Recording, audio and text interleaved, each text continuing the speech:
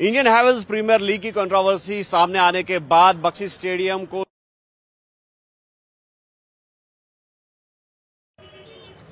Indian Havells premiere league की controversy सामने आने के बाद बख्शी स्टेडियम को सील कर दिया गया और जो दोनों गेट्स हैं उनको क्लोज कर दिया गया और बताया जाता है कि पुलिस ने बाकायदा तौर पर इस केस की इन्वेस्टिगेशन के लिए एक एफआईआर भी दर्ज कर दी है और इन्वेस्टिगेशन जो है वो शुरू कर दी गई है। और इस सिलसिले में हम आपको बता दें कि जो ऑर्गेनाइजर्स थे आईएचपीएल के तो वो अचानक यहां से गायब होते हैं और ये बताया जा रहा है कि जो लीग है वो अभी जारी थी और जिसकी वजह से जो प्लेयर्स या फिर जो दीगर स्टेक होल्डर्स थे वो होटल में कयाम किए हुए थे, लेकिन होटल में नॉन पेमेंट की वजह से जो उनके ड्यूज थे, जो ऑर्गेनाइजर्स ने बिल वहां जमा नहीं किया था, तो उसकी वजह से प्लेयर्स वहां से नहीं निकल पाए। और ऐसा बताया जा रहा है कि जो एडमिनिस्ट्रेशन और पुलिस के इंटरवेंशन के बाद इन प्लेयर्स को अलाउ कर दिया गया है कि वो वहां से निकले। लेकिन गौरतलब बात यह है कि जो बख्शी स्टेडियम है यहां पर अब अंदर जाने की इजाजत नहीं दी जा रही और ये टिकट काउंटर है और आप देख सकते हैं कि टिकट काउंटर भी अब किस तरह से क्लोज किए गए हैं और यहां पे जो टिकट्स है वो फरोख्त किए जाते थे आईएचपीएल के लिए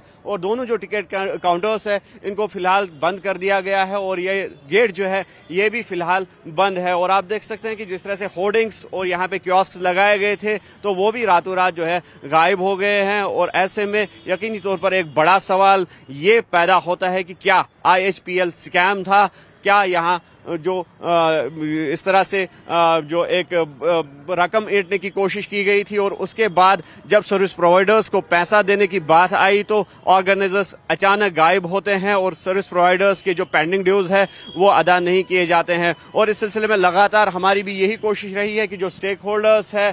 जम्मू कश्मीर स्पोर्ट्स काउंसिल के या जम्मू कश्मीर क्रिकेट एसोसिएशन के, तो उनसे जवाब तलब करें, लेकिन इस हवाले से कोई भी रेस्पॉन्स जो स्टेक होल्डर्स की जानिब से होना चाहिए था वो अभी सामने नहीं आ रहा है। और ये जम्मू कश्मीर स्पोर्ट्स काउंसिल का ऑफिस है और इस गेट को भी फिलहाल बंद कर दिया गया है और यहां पर भी हमें अंदर जाने की इजाजत नहीं दे दी गई। और हालांकि पहले ही जो जम्मू कश्मीर स्पोर्ट्स काउंसिल ने ये साफ कर दिया है, वाज़ेह कर दिया है कि उनका किसी भी तरीके से इस लीग के साथ जो ये कंट्रोवर्शियल लीग है इसके साथ कोई ताल्लुक नहीं था और इसको किसी भी तरह से जम्मू कश्मीर स्पोर्ट्स काउंसिल या जम्मू कश्मीर क्रिकेट एसोसिएशन के साथ एफिलिएट नहीं किया जा सकता है। और साथ ही साथ बीसीसीआई की अगर हम बात करेंगे तो बीसीसीआई के साथ भी इस लीग की कोई एफिलिएशन नहीं थी, लेकिन यह जरूर कहा गया है जम्मू कश्मीर स्पोर्ट्स काउंसिल की तरफ से कि एक स्पेस जो है वो प्रोवाइड किया गया था, बख्शी स्टेडियम प्रोवाइड किया गया था ताकि इस लीग को जो है खेला जा सके और इसके लिए जगह जो है वो फराहम की गई थी। लेकिन जहां तक एफिलिएशन का सवाल है तो जम्मू कश्मीर स्पोर्ट्स काउंसिल ने पहले ही वाज़ेह कर दिया है कि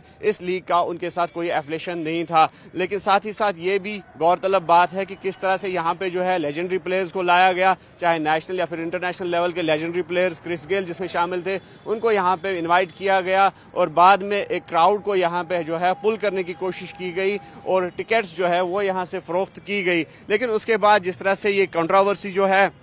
वो इरप्ट हुई कि रातों रात जो ऑर्गेनाइजर्स हैं वो गायब हो जाते हैं और जो मैच फीस वगैरह है वो भी पेंडिंग है और साथ ही साथ जो होटल के बकाया पेमेंट है जहां पे खिलाड़ी रिहाइश पजीर थे तो उनको भी वो ड्यूज नहीं दे दिए गए हैं। और अब ये बताया जा रहा है कि पुलिस ने बाकायदा तौर पर इसमें एफआईआर दर्ज कर ली है और एफआईआर के बाद अब जो है पुलिस ने इन्वेस्टिगेशन शुरू कर दी है और ये कोशिश की जाएगी कि किस तरह से इस लीग का आयोजन यहाँ पे हुआ और क्या वाकई तौर पर अगर एडमिनिस्ट्रेशन इसमें मुलव्वस नहीं है तो किस तरह से इस लीग को यहाँ पे खेला गया। अयूब खान के साथ न्यूज़ 18 के लिए बख्शी स्टेडियम श्रीनगर से मुदस्सिर कादरी।